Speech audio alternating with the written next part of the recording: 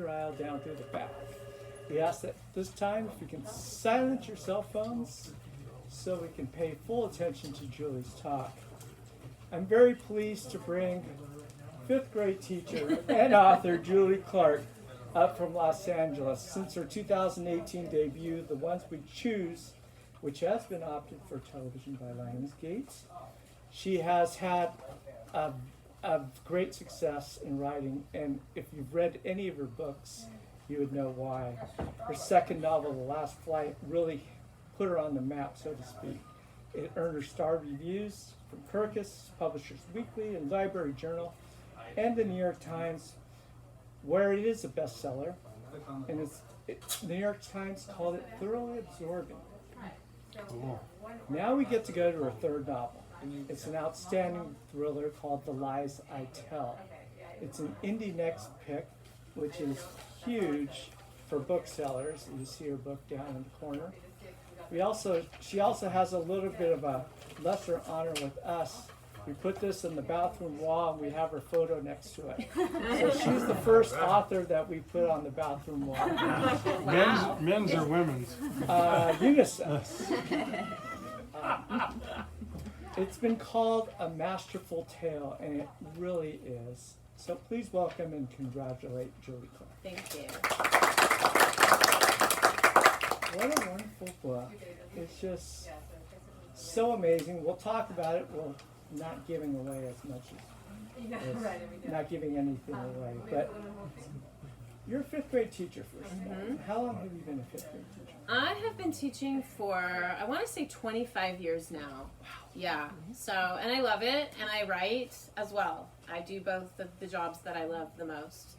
And I'm lucky that they each allow me the space to do them both, and so I will continue to do them both for as long as everybody allows me to, you know? Yeah. So, in addition, obviously you're a writer. When did you get the inkling that you wanted to write? Was it a childhood thing? Yeah, I mean, I always wanted to write since I was a little kid in elementary school, reading books and really wanting to, you know, write books like that. And as I grew up, and in my 20s especially, was heavily influenced by, you know, Barbara Kingsolver and Anna Quindlen and authors like that, where I just thought, gosh, I want to write like that, you know. And in my 20s, I didn't really have a lot to say, you know. I hadn't really done anything yet. And so life kind of gets in the way. You don't write books to make money, especially when you're in your 20s and you know, you just can't make a living doing it. And so I went and did other things, and then came back to writing again in my 40s. And was able to write a book and get an agent and publish that book, and that probably happened in my, I want to say by like 47, and now I'm 51 and have my third book out, so yeah. But in that time between your 20s and your 40s, what did you do? I got married, had kids, got divorced, was a single mom, taught full-time, and so, you know, you're busy. My kids were little, and I didn't really start writing seriously until my kids were sleeping through the night consistently. Did you always though have that? Did you always have that in your mind that you wanted to write? Though? I think so. I think I did. You know, I just got to the point where I thought, if I'm gonna do it, I might as well do it now. Yeah. Why not now? You know. Because you seem to have staying power. You seem to you're churning out a novel every 2 years. Every 2 years, yeah. And is that easy for you, or is that difficult to do? That pace is comfortable for me. I know authors who are churning out a book every year, and I don't think that I could do that and teach at the same time. I could probably do that if that was the only thing I was doing, but I don't know. For me personally, I don't know that I would even want to. For me, my books really need time to sort of marinate, and as you know, you spend more time with a book and more time with characters, you get a sense of what the story is that you really want to tell. And if you push too fast, you can tell a good story, but then you look back and you go, oh, but there were so many other ways I could have gone with it. And 2 years for me seems to be that sweet spot. Wow. Yeah. How are you able to do it though? I mean, you're a single mom, and you're still 2 kids, older, but you still got to raise the kids. So you have 2 full-time jobs, being a mother and being a teacher, one of which you don't get paid for. Right. How do you find time to write I wake up very early in the morning. My alarm goes off at 3:45, and I write from about 4 to 6 a.m. All right. And then I get up and go teach. And after teaching, any teacher will tell you they're fried. They're physically and mentally fried. So to come home and have to do writing work at that time wouldn't work for me. So I'm freshest and it's quietest, and I can guarantee nobody needs anything from me between 4 and 6 a.m. And that's the time that I can just know that I won't be interrupted. And even when my kids do get up between 4 and 6 a.m., it's pretty quick to the bathroom and back. They don't want to talk to me. Oh, So yeah. Wow. So what time do you go to sleep? Early. I mean, I'm usually asleep by 9. Wow. Yeah. So you have the, when you first started your first book, it was not a thriller, but Last Flight was a thriller. Yes. Was there like a transition? You wanted to write thrillers? No, I mean, The Last Flight was just the book that I wanted to write, and I didn't know it was a thriller until I sent it off to my agent, and she read it and said, this is a thriller, so now you need to figure out how to write a thriller, because you haven't written a thriller. So I had to go back and figure it out. The idea was a thriller, it just wasn't written in that way, and so I had to go teach myself how to write a thriller. So that took a little time. Okay. Yeah. And we had talked about every 2 years you wrote one, but I read somewhere that you, halfway through the previous novel, you start thinking about. I get an idea. this. Yeah. So for this Yeah. one, when you were writing The Last Flight Out, you were thinking about. I was thinking about this book. Yeah. And how does that thought process go? Aren't you in danger of mixing these up? No, because I don't really start working on it. I only start thinking about it, and it's really nothing more than an idea. So as I was finishing up The Last Flight, I was thinking about female con artists, and I was listening to a podcast at the time called Who the Hell is Hamish, which is about this Australian man who goes around conning women, getting them to fall in love with him, and then all of a sudden he has like this can't lose investment opportunity, and you know, don't you want to give me $50,000 for it? And more often than not, they said yes.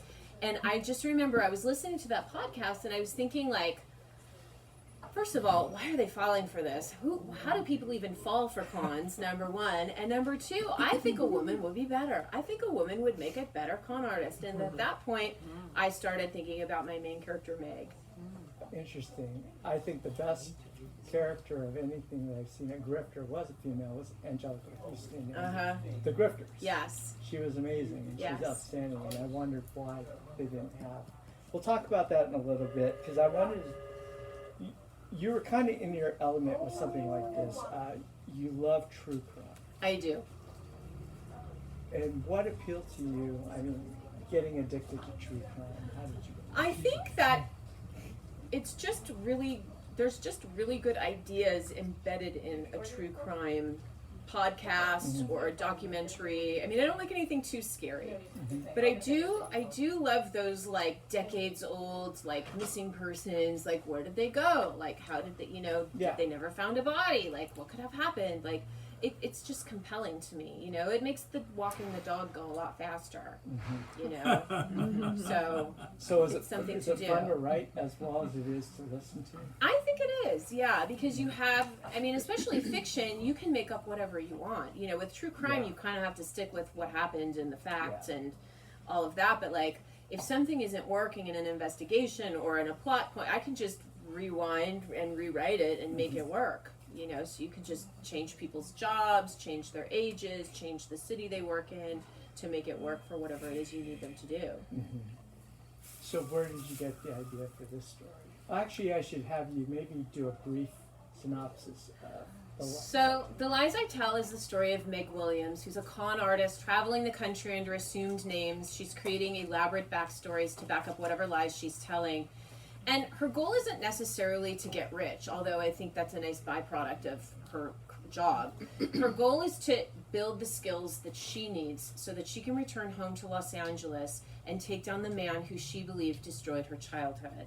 But what she doesn't know is that there's an investigative reporter named Cat Roberts who's waiting for her to return in Los Angeles. And Cat was collateral damage on a con that Meg pulled a long time ago, and Cat blames Meg for completely destroying her career.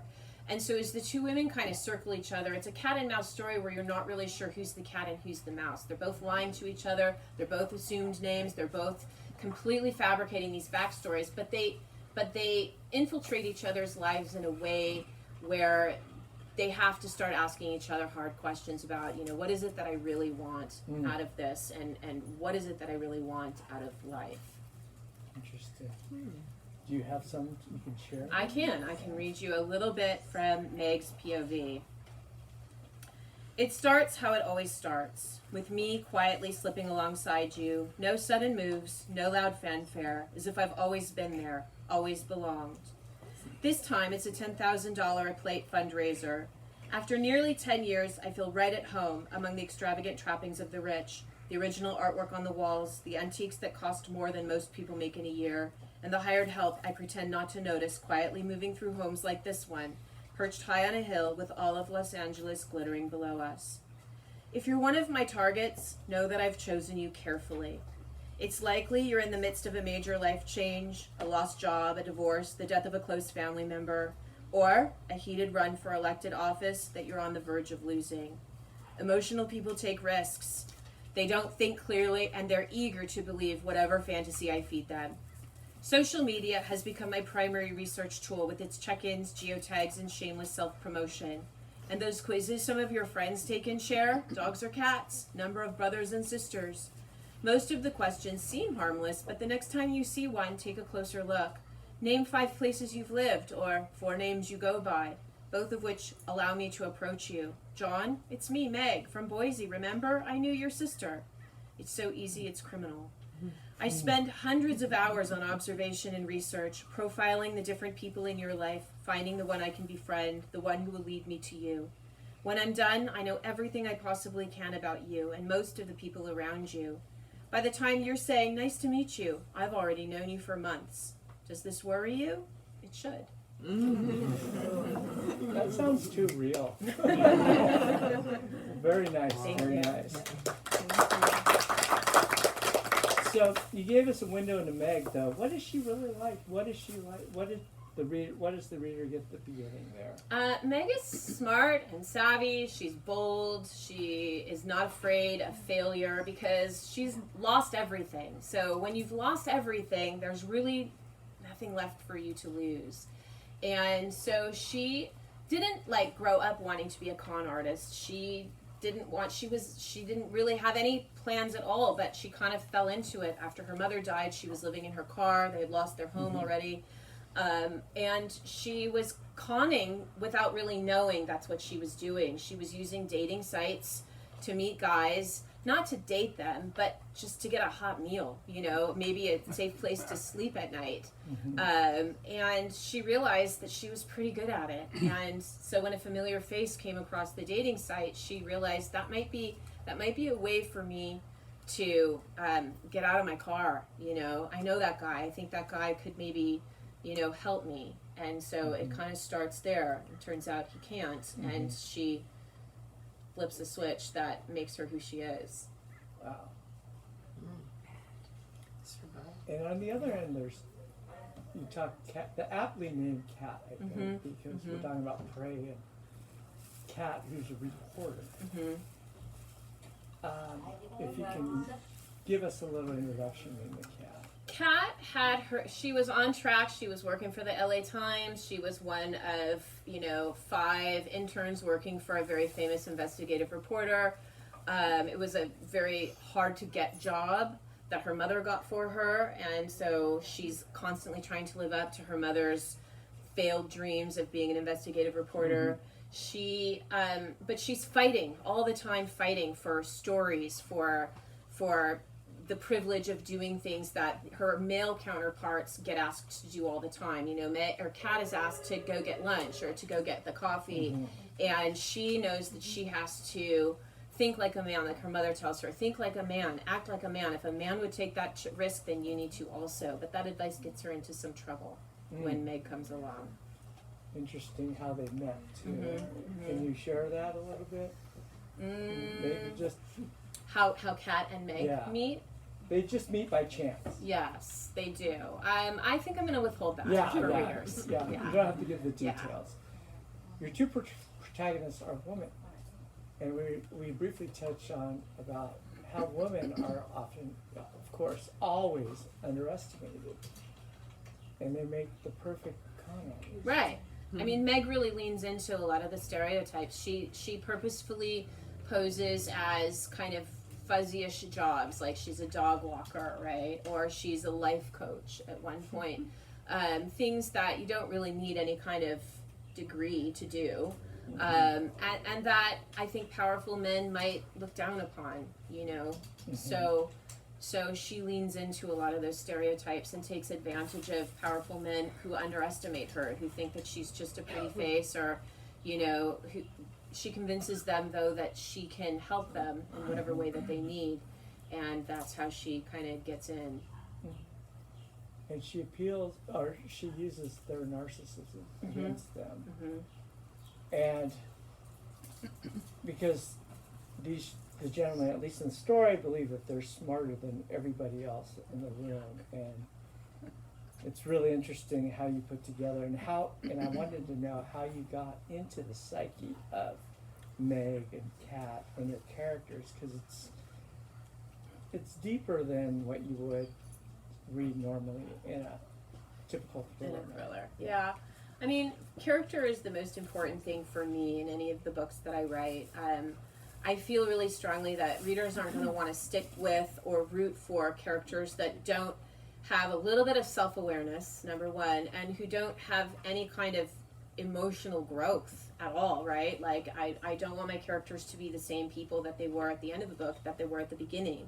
And so it's important that my characters grow and change and learn and struggle, not just plot-wise, right? Like a thriller is very plot-heavy, a lot, with a lot of things happening and action and running and chasing and all of the things that happen in a thriller. But for my books, you get all of that, but you also have a lot of the internal conflict of characters and the things that they're struggling with emotionally, and so it helps you know them better, and it helps you care about them better. I mean, my goal was to write a con artist that you were rooting for, that you wanted to see succeed, even though what she was doing was wrong, and you know that it's wrong. What you want is to see her succeed because you understand her so deeply. You understand why she is the way she is and what she's done and how she got there, that even though you wish she wouldn't do it, you still want her to do it. Well, you gave her you gave her that initial backstory of being homeless and early, and at such an impressionable age and such an embarrassing age to be homeless when you're a teenager. And it really it set you up that this Meg is going to be more complex than you realize by the end of the story. That was a great job, by the way. Thank you. A few of the other characters, and wait, first of all, Meg and Cat, are they, obviously they're their own characters, but did you get something from somewhere to conjure these two women up?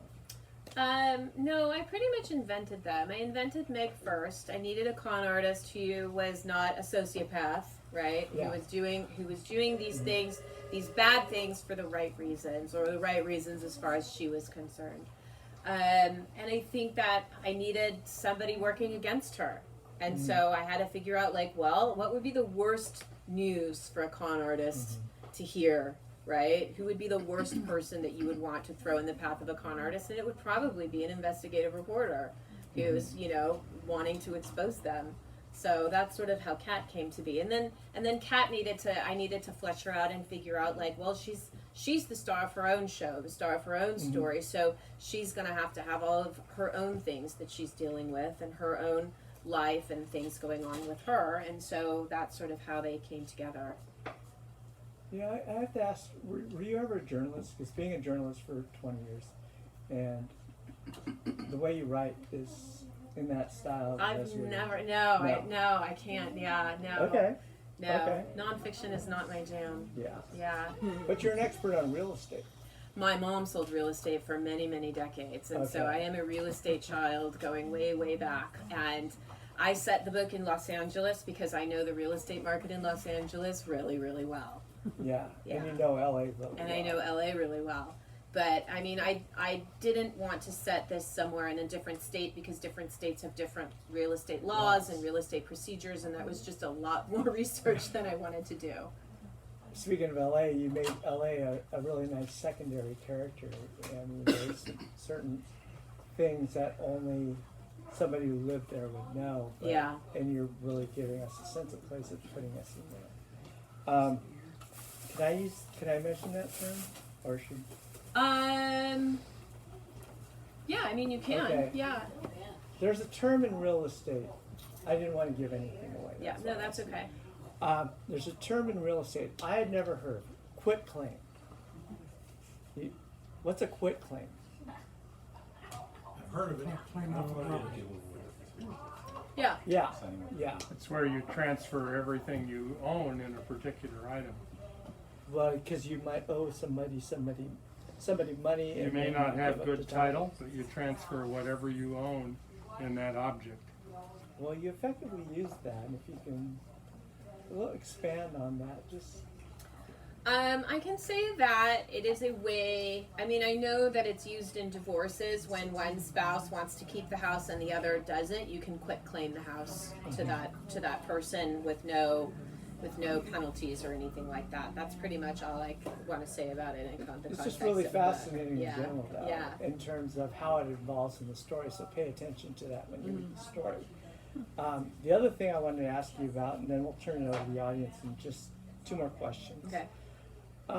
The difference between revenge and justice is so complex, and it's such a fine line, and you did it so well. Kudos, by the way. Thank you. How were you able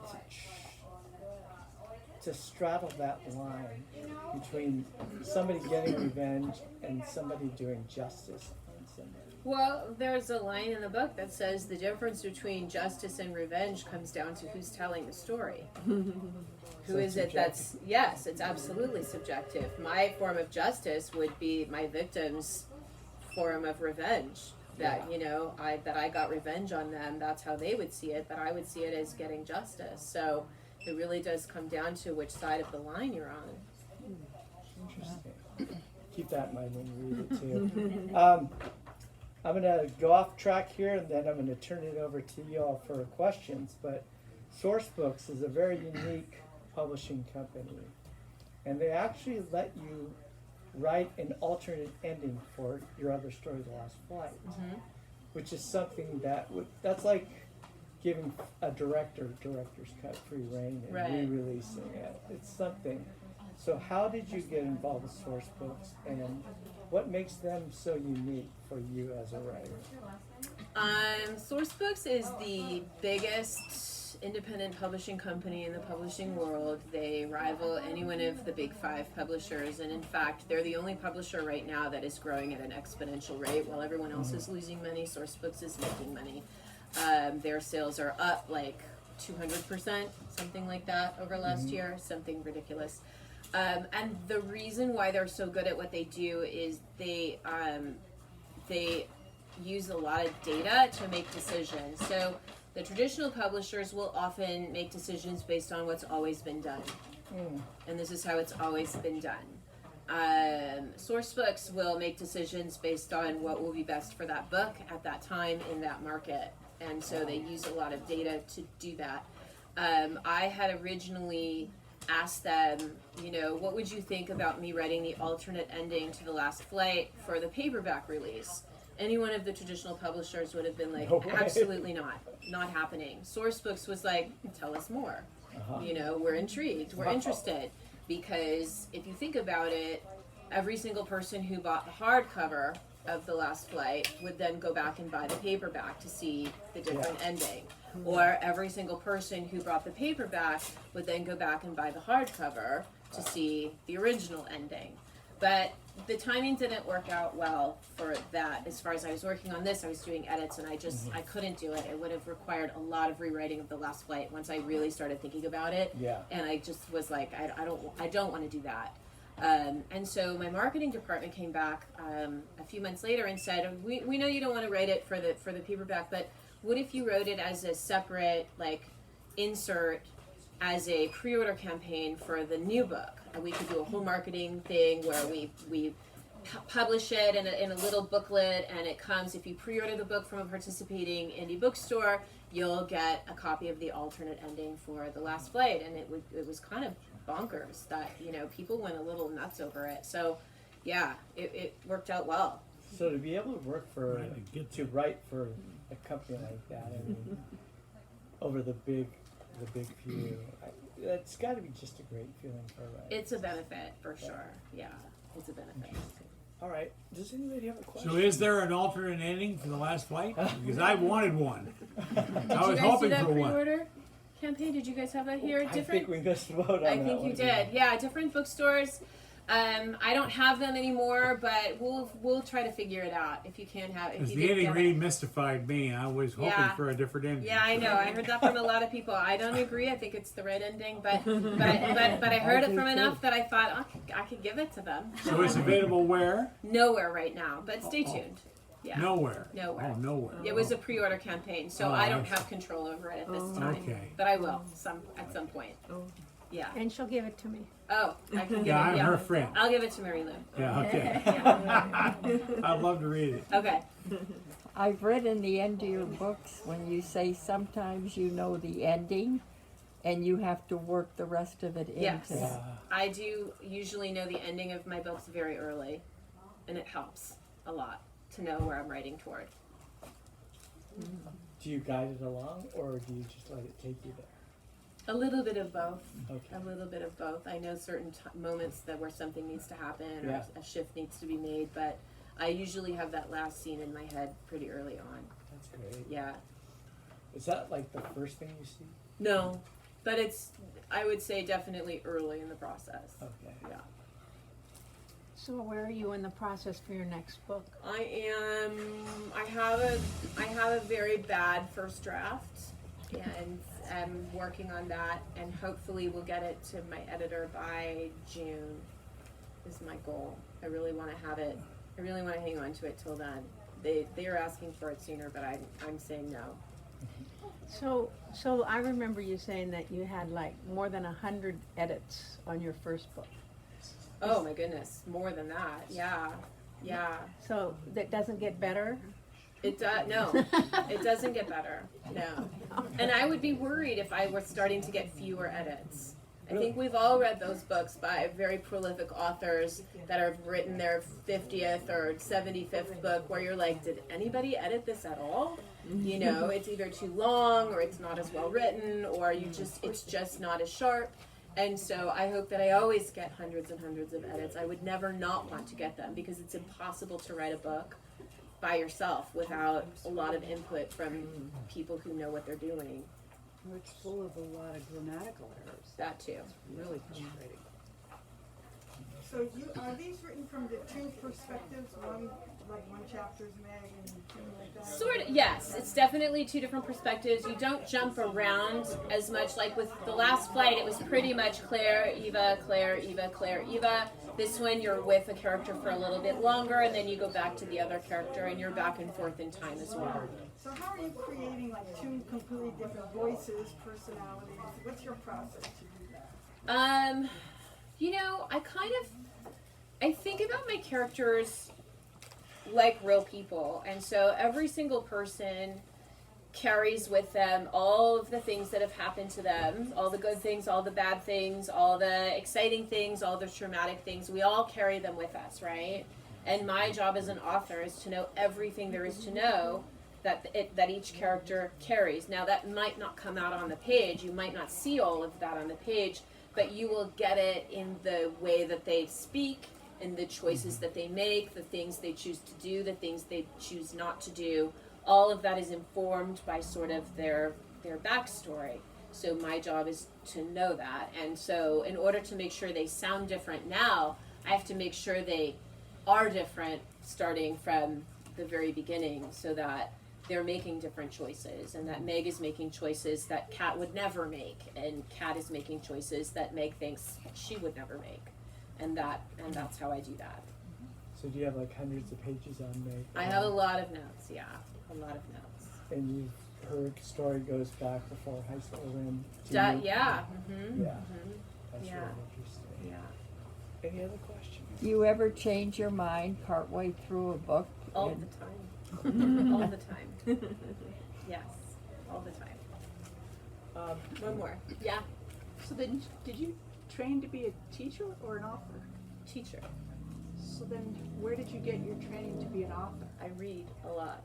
So And have nobody always. told you how to. Go writers conferences? Or I mean, anything? I've done a few. I did an extension class in Berkeley when I worked at Berkeley in 1994.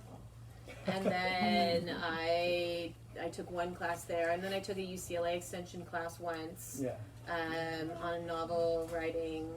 And then, yeah, I mean, reading is So really, how to build a character and how to put together you just, plot. And yeah, I mean, I think that if you read enough, How to be Barbara Kingsolver. yeah, well, I don't know, I'm still trying to figure that out. But I think if you read enough and immerse yourself in good No, I books read a lot and and I bad could never do books, you learn pretty quickly what works and what doesn't work. You I know, don't I think mean, so. we've all read books we've loved. I'm a reader and I could never make myself Yeah. an author. Maybe, I don't know. Maybe, I don't know. I'm an accountant. Yeah, well, that's the problem. I couldn't, Yeah. I couldn't switch. Yeah. anything. Yeah, It's the side of the brain, I guess. maybe. Well, thank you very much, Julie. Thank you. And Thank thank you you very everyone much. for coming. Let's sign some books. We'll line up right here. You can get the books, of course, behind the counter over there. So thank you.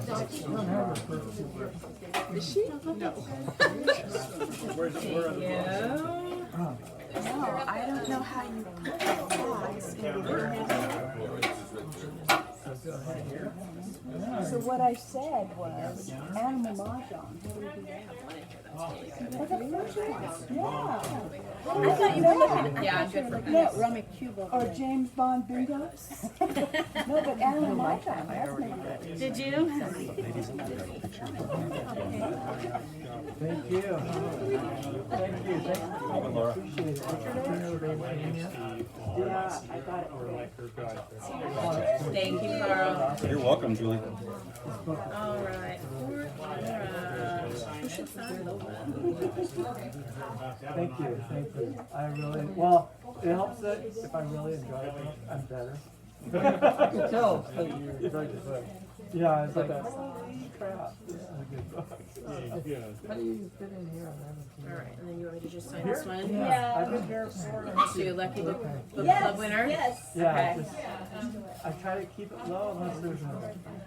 Yeah, no, you want to. They're selling them on that side. Oh, really? Great. San Roque's great. I went to school in San Roque. That's you. No, San Roque. Yeah, I used to like Catholic school. I know, what a treat. Oh, me too. I know. Read Thank number you. 4. Thank you. Hi, Julie. Hi, bye, Carl. All right. Hi, how are you? Good. Thank you. Do you want me to personalize this to you? Or, all right. Oh, yeah. CY. But you're a Cub then. Cynthia, okay. Yeah.